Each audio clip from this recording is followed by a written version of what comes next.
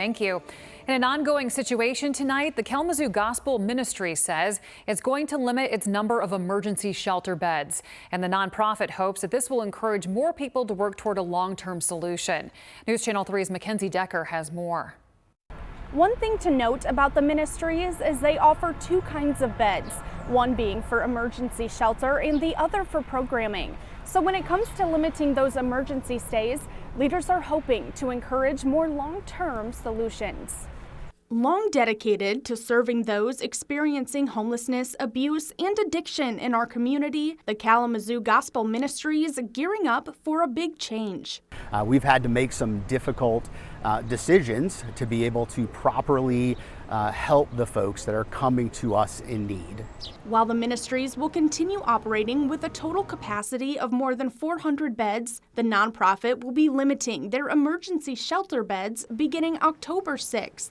Available beds for people seeking overnight immediate help will now be capped at 80 for single men and 60 for single women. It's the same number of beds the ministries has always offered, but before they would put additional mattresses out on the floor to ensure everyone had a place to sleep. That has created a real difficulty for our staff and for our facilities because we don't have the number of beds required to be able to handle that type of capacity. Guests will also now be limited to a stay of up to 120 days. As for what led to this, John Simpson with the ministries says the nonprofit has seen a 68% increase in men's overnight stays and a 51% increase in women's overnight stays from 2022 to 2025. And while these numbers reflect a growing need, Simpson says the uptick in stays also compromises guest and staff safety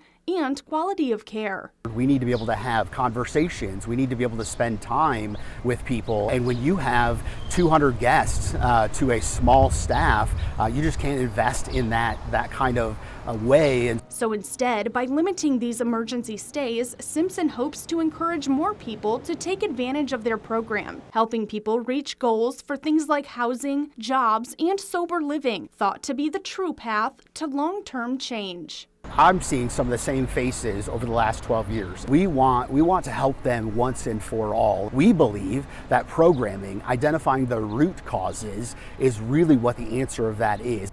Now again, these changes will go into effect in early October. We'll have all of this along with a letter the ministry sent out to their partners on our website at WWMT.com. In Kalamazoo, Mackenzie Decker, News Channel 3.